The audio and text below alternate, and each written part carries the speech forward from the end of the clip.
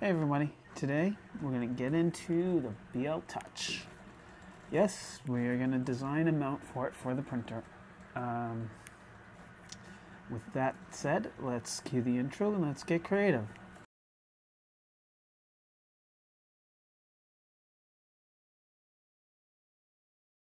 Alright, the first step here is let's get this into the appropriate software. First thing I need to do for this is to draw out the current design that I have for the mount, which is this aluminum piece. As you can see, I'm starting off with my sketch. I am going to build this semi-complex piece so I have something to work from. Now, in addition to this piece here, I've got to actually design the hot end too, the nozzles, so I can make sure that I have everything lined up properly and visually correct. At this point though, I am not going to work with the fan that's blowing onto the cool part of the hot end, so I'm not going to worry about that. I am going to worry about the placement of the BL Touch. I also had to draw a stand-in for the BL Touch, so you'll see me build that as well. So those three components had to be recreated in Fusion 360 before I actually dug into creating this mount. So that's what you see me here. I'm starting off with the first part of this mount, where I am creating the actual center mount for the hot end, where the arms attach to. And I had to keep all those parts in mind because they all move, they all need their tolerance, they all need their space. In addition to that, the nut heads needed to be visible and accessible. I don't think in the end I was that successful, and there's not much I can do about that.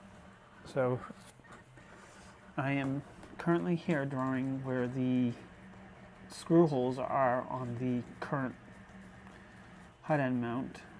I forget what they actually call this part. It's not important. What's important is that we know it's a mount, that we know it holds the hot end, and we know this is where the BLT needs to live on this Bowden extruder system. So you see me running around, moving around, trying to scale everything properly. What I ended up doing is I ended up having to draw this create this twice, because the first time I completely screwed it up. I probably, with a lot of fiddling, could have fixed it, but it doesn't matter. The second time around actually worked well, and the holes are in the right place and everything sits properly, or close enough to proper that I can work with it. Excuse the chair. So yeah, that's where we stand on this.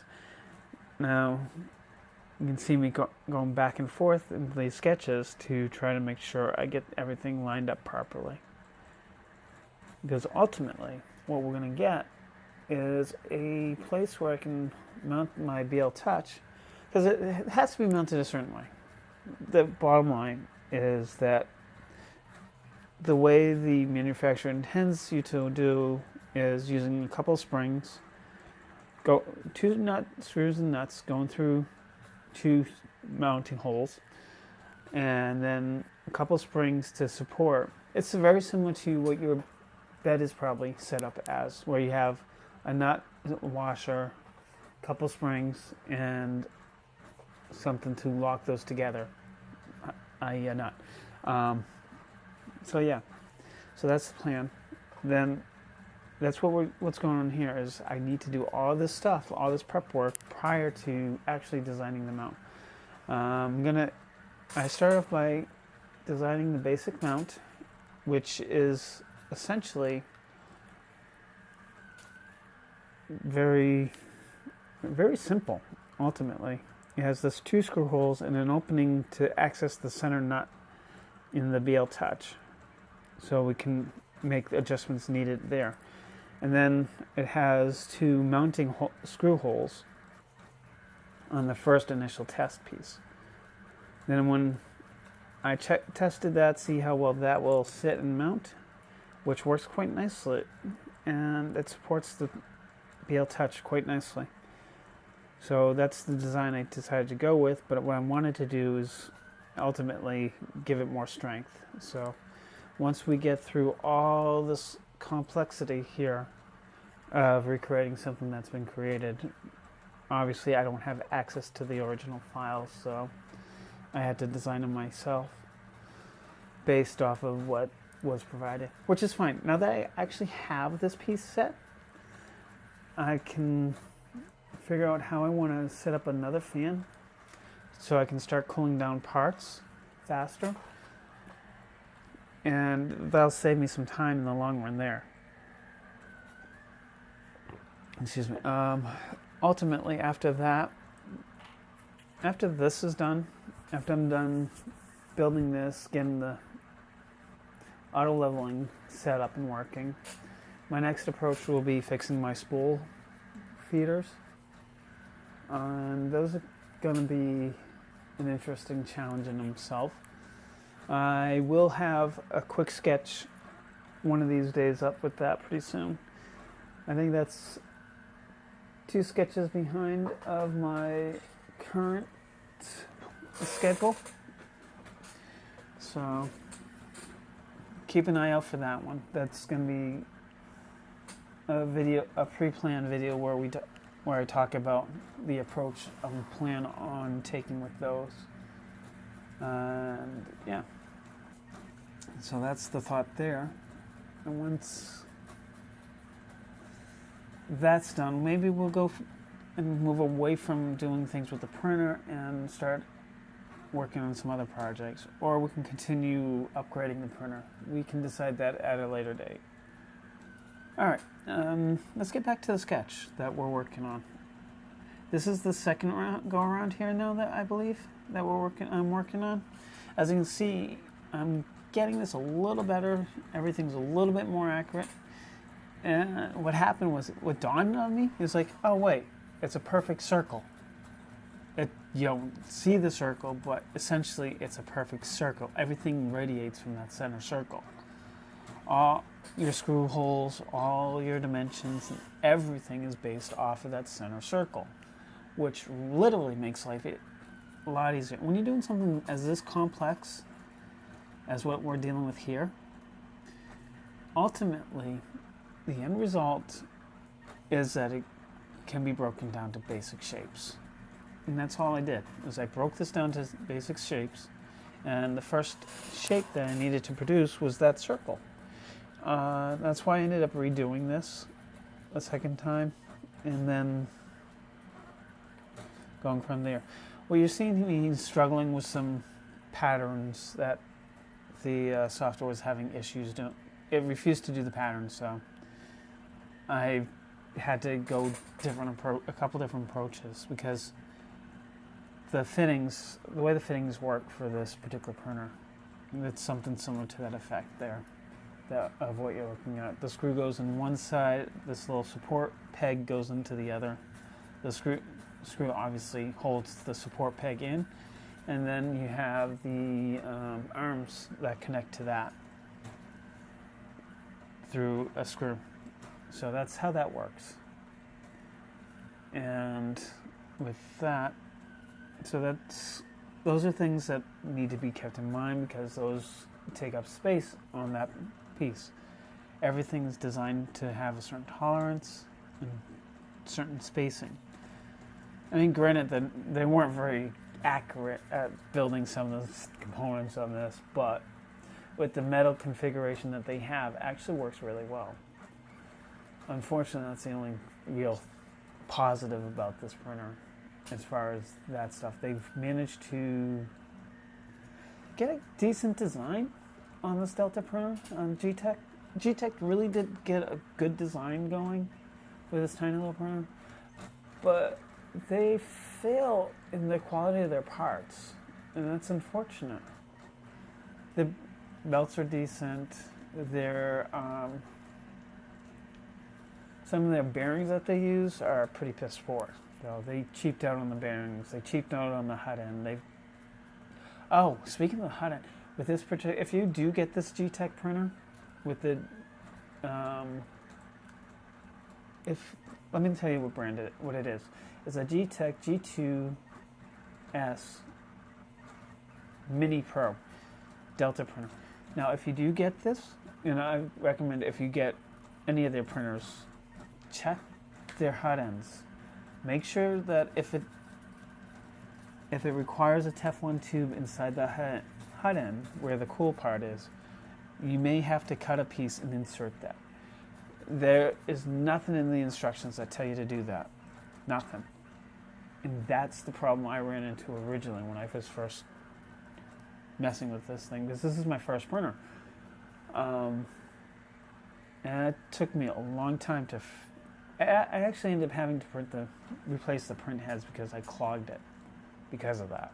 The clog was due to the fact that I did not have those Teflon tubes where I needed Teflon tubes.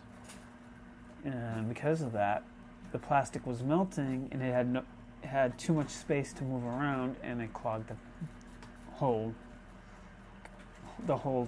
hot end, which kind of broke it. The only reason why I discovered that was because I replaced the two hot ends. I took the broken hot end to see what was wrong with it. What I discovered was there was no Teflon tube, so there's too much space for the plastic to go. It wasn't controlled. In other words, the space was not controlled the way it was supposed to be. All right. Anyways, let's get back to the sketch. Right now, what we're doing is we're gonna create a new component, and we're gonna actually design a simplified version of the BL Touch. And the reason why I need this again is before I design the mount, I need everything to be visually correct, or as close to visually correct as I'm willing to go. And this ultimately helps me in the end, because I can use this information to transfer to the actual mount that is designed for this. So here I'm drawing out, extruding, and drawing out, extruding some more. And since all this is all in one plane, it kind of made things a little bit more challenging than probably should have been. But in the long run, it doesn't matter. All that mattered was the dimension, the height, the thickness, and all of that was correct. The final shape and configuration of this wasn't as important. As you can see here, what I'm doing is I'm drawing it out to scale based off of the information that I see, and then I transfer that drawing over to where I need the extrusion to happen. I'm also adding a little bit of space on the back side to allow for the wires to connect. Something that is needed to be kept in mind when creating this.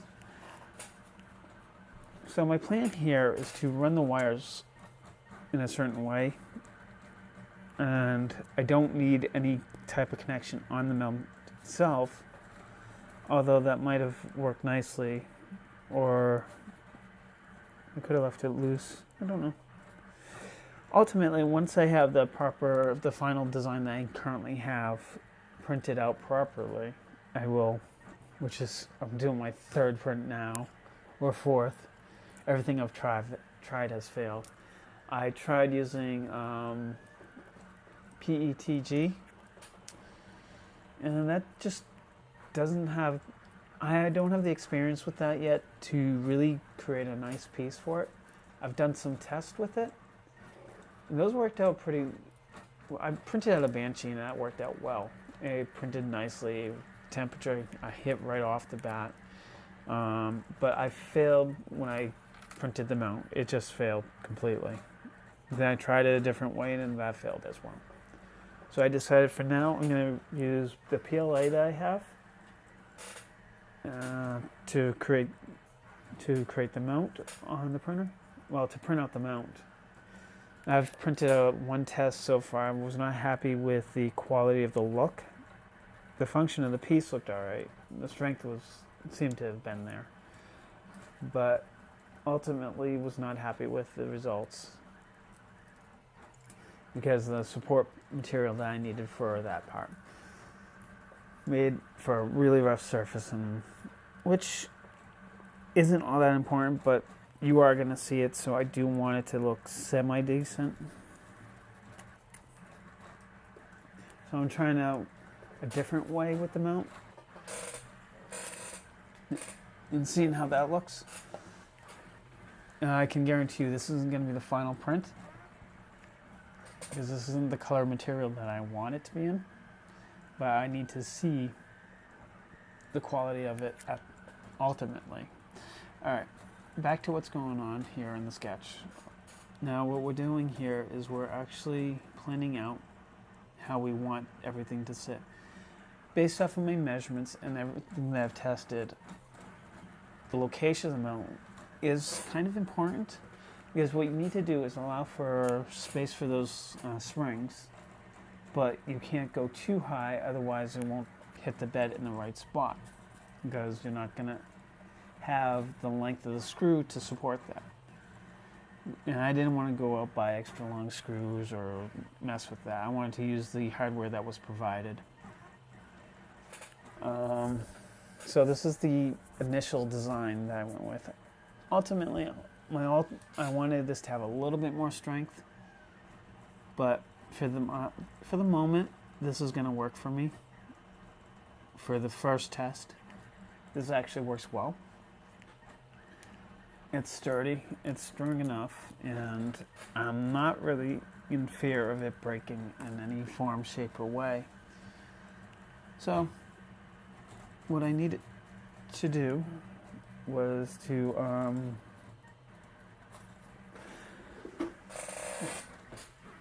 set it up in a way that it had support on a place on the top to sit and a place where the screw holes go. All right. Now, we're moving into Simplify 3D. I'm prepping up for the print itself. Firing up the printer, and we're going to rock the first test print out, which I take a good quick look at that point. So let's run the print. All right. Well, we're running the print. The ultimate approach will be to get that going. Well, that should start any second. It's got to heat up that. Oh, there it goes. All right, so we're running a raft on this one. I thought that was the best solution, running a raft with support all the way through the bottom. I printed it, I think, in the wrong direction, where the support is hitting the top instead of the bottom. Because visually you can see the roughness, and ultimately my plan will be to print it in the other direction. But again, this was just a test, so I wasn't too concerned over it. Yeah, I'm using whatever material I had in the printer at the time, which was the glow-in-the-dark stuff that I used for the previous project. And this was before I moved to the PETG, which is a really interesting looking plastic. It's nice and smooth, but ultimately I'm not happy with the results I was getting. I'm assuming a lot of that is due to my inexperience in working with different materials, because right now the only material I've ever really worked with is PLA, and then my plan is to try to get into some more of the exotic stuff. I don't really want to deal with the ABS yet. I don't even think, if I can get PETG to work right and look right, I'll probably use that. It's got a higher temperature. It melts at a higher temperature than ABS, or pretty close to the same temperature range.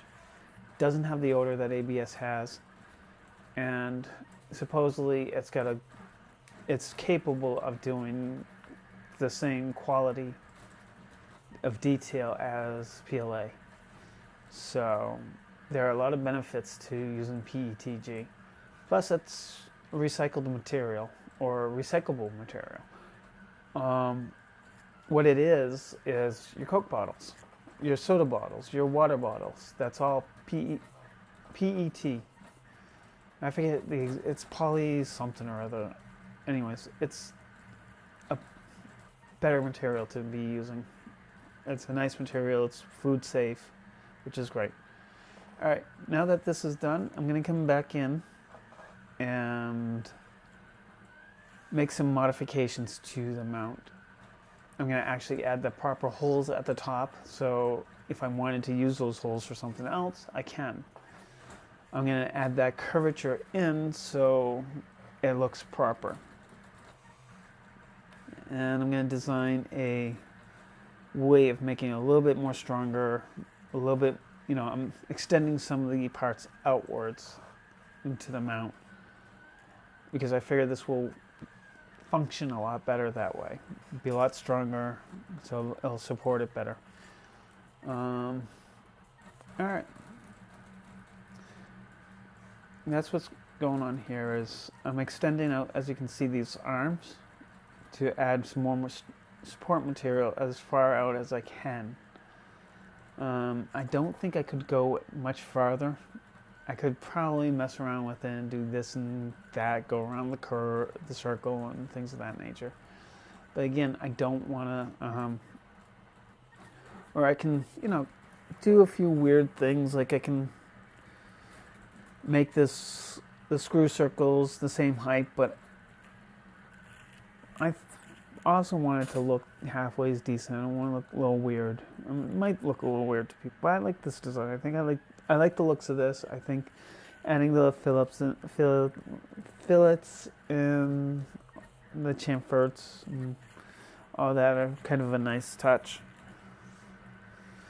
I've also added a curve at the bottom to give it more strength in that direction, to allow the weight to move. Remember, the weight I need to move towards the hot end mounting point. And yeah, in reality, I don't really mind if in the end I use PLA for this, even though it has a low melting point. It'll never get hot enough to break. That area does not get hot. But in the long run, if I do decide to actually enclose the printer, which is one of the things I think I might do, I would definitely want to use a material that has a stronger resistance to heat, because that'll help prolong the life of the mount. So these are things that when you're designing for something, whether you're designing for, I don't know, a mug, let's say, you got to plan for what kind of materials or what kind of things it's going to be used for. When I was working as a graphic designer, those are a lot of the similar things I've had to deal with is, okay, what are we doing with this? What do we need to do with it? And will it work? Will the design work for that? And if not, what can we do to make it work? I get these JPEGs from people that are low resolution, crazy stuff like that. And I'd have to redraw them, make them work for the medium that they were going on, whether it was a water bottle or a t-shirt, didn't matter, or even a business card. You'd be surprised on the lot of things that you have to do to get those things to work right. This is no different than that. This, you gotta take all those things in consideration, and you gotta plan for them. And if you can plan ahead of time, it'll save you time in the long run. Because if you already have the plan in place, and making adjustments on a later basis will be less severe than dealing with them without of any prior knowledge or planning of that. So that's the same principle by adding these little parts here that I'm doing now, is to strengthen up the part. Because, not that I'm afraid that my original design was going to fail, because I think it'd work just fine, but just to give a little added insurance. That's all. Because if you look at it, that T part doesn't line up at all. And rather than having two different levels meet at a certain point, that certain point would have been a breaking point. So by extending those so they overlap in some fashion, allows this piece to be that much stronger, because you now have a different breaking point, and minimizing that, your load moves to a different location, because that would have been a failing point eventually, because plastic would weak over time in that spot, because the strength wasn't as strong as it should have been, regardless. So yeah, I also have to make sure that the screw holes have the proper tolerance or space to be able to function properly as well. And that's what you see me working on here for mounting it onto the, we're going to call it the cage mount, because it looks like it'd be considered a cage. Because it holds the hot end. So I had to make sure that curve they added in that had the cuts for the circles, for the screws. Which is actually pretty smart, and a pretty smart idea to do. Because this what maintains that curvature, which allows for that load to move where you want the load to be, helps transfer and helps provide. This allows you to do that without interrupting the current design and having to figure out a different way of handling the problem. So from what I can tell, this is actually a smart solution, and we will be running with this. I will be printing this out on PLA for now, and we'll test it out and see how that goes. I'll probably use this piece until I'm ready to upgrade it to something different, which is always a chance of that happening. Because like I said, I do want to add a fan, and I may need to combine the two parts to allow that to happen. Alright. Now, I know I'm designing this in a weird direction and all that, but that's okay, it doesn't matter. Ultimately, the functionality works, and I'm happy with the final results.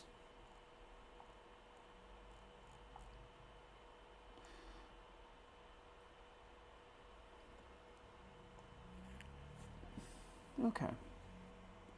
So as you can see, I'm adding in that circle. I ran into a few weird problems trying to do this, and that's just me not having the full knowledge of the program and forgetting some of the aspects on how things work, pretty much. Then I decided to mess with chamfers and seeing how they look. Those chamfers add support or strength along with a look, a nicer look to them. That's why I went with that.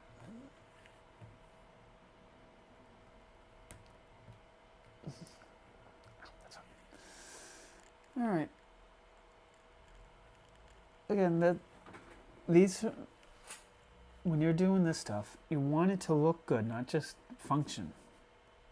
But first and foremost, function over form, and then you also want that form to look good. So if you're gonna do something fancy or you're using it for like videos and stuff, you want it to have a nice representation.